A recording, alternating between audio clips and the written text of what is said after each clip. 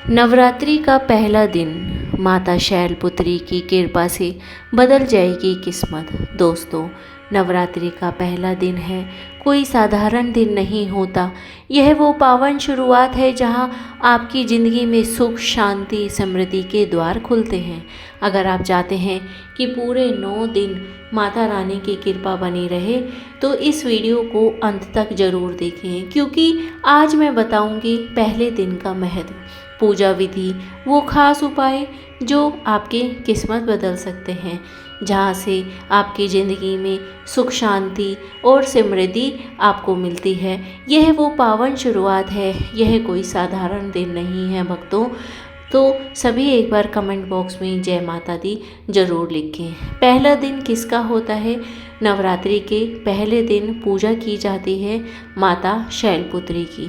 ये माता रानी का पहला स्वरूप है। इन्हें पर्वतराज हिमालय की पुत्री भी माना जाता है। इनकी पूजा से जीवन में स्थिरता, शक्ति और सकारात्मक ऊर्जा आती है। पहले दिन का महत्व आइए जानते हैं। इस दिन नवरात्रि की शुरुआत होती है। जो भी साधना, व्रत या पूजा आप शुरू करते हैं उसका फल कई गुना बढ़ जाता है। यह दिन आपकी पूरी नवरात्रि का आधार बनता है। अगर पहला दिन सही तरीके से किया तो पूरे 9 दिन माता रानी की कृपा आप पर बरसेगी। व्रत और पूजा की सही विधि: सुबह जल्दी उठें, स्नान करें, घर के मंदिर या साफ जगह पर माता रानी की कलश स्थापना करें। कलश थाम करके जल, आम के पत्ते, नारियल रखें। माता शैलपुत्री की तस्वीर या मूर्ति रखें। अब पूजा शुरू करें। घी का दीपक जलाएं, गंगा जल से शुद्धि करें, रोली, चावल, फूल अर्पित करें। भोग में घी या सफ़ेद चीज़ जैसे दूध, मिठाई चढ़ाएं। इससे माता रानी जल्दी प्रसन्न होती है। ये 19 मार्च 2026 का दिन नई शुरुआत, पूजा और संकल्प के लिए अत्यंत शुभ माना गया है। अगर आज नक्षत्र की बात करें तो आज दिन गुरुवार बृहस्पतिवार है। तिथि चैत्र शुक्ल पक्ष प्रतिपदा, मास चैत्र मास, नव संवत्सर प्रारंभ, संवत विक्रम संवत 2083। नक्षत्र उत्तरा भाद्रपद नक्षत्र सुबह तक है। इसके बाद रेवती नक्षत्र प्रारंभ हो जाएगा भक्तों। सूर्योदय की बात करूं तो 6:24 सुबह प्रारंभ होगा और सूर्यास्त लगभग 6:31 पर। स्थान थोड़ा बहुत अंतर हो सकता है आपके शहर के अनुसार। अभिजीत मुहूर्त 12:05 से 12:50 तक रहेगा। अमृत काल शाम के समय बहुत शुभ प्रभाव आपको देखने को मिलेंगे। राहु काल, जिसमें कोई भी शुभ कार्य आपको नहीं करना है, 1:30 से 3 बजे तक आपको कोई भी शुभ कार्य नहीं करना है। ये राहु काल का समय है। चैत्र नवरात्रि का पहला दिन घट स्थापना, कलश स्थापना का शुभ समय माना गया है। माता शैलपुत्री की पूजा का दिन है। आज से शुरू किए गए कार्य में सफलता मिलने के योग हैं। आज का शुभ उपाय: माता रानी को घी का दीपक जलाएं, ओम देवी शैलपुत्री नमः मंत्र का जाप करें। पीले वस्त्र पहने या सफ़ेद वस्त्र पहने। गुरुवार का प्रभाव आपके ऊपर निष्कर्ष पड़ेगा। 19 मार्च 2026 का दिन नवरात्रि के पहले दिन पूजा माता शैलपुत्री की करें। ये माता रानी का पहला स्वरूप है। इन्हें पर्वतराज हिमालय की पुत्री भी माना जाता है। इनकी पूजा से जीवन में स्थिरता, शक्ति और सकारात्मक ऊर्जा आती है। पहले दिन का महत्व: इस दिन से नवरात्रि की शुरुआत होती है। जो भी साधना, व्रत या पूजा आप शुरू करते हैं उसका फल कई गुना बढ़ जाता है। यह दिन आपकी पूरी नवरात्रि का आधार माना जाता है। अगर आपका पहला दिन सही तरीके से किया तो पूरे 9 दिन माता की कृपा आप पे बरसेगी। व्रत कैसे रखना है, मंत्र जाप कौन सा करना है, आइए जान लेते हैं। मंत्र देखेंगे आप: ओम देवी शैलपुत्री नमः।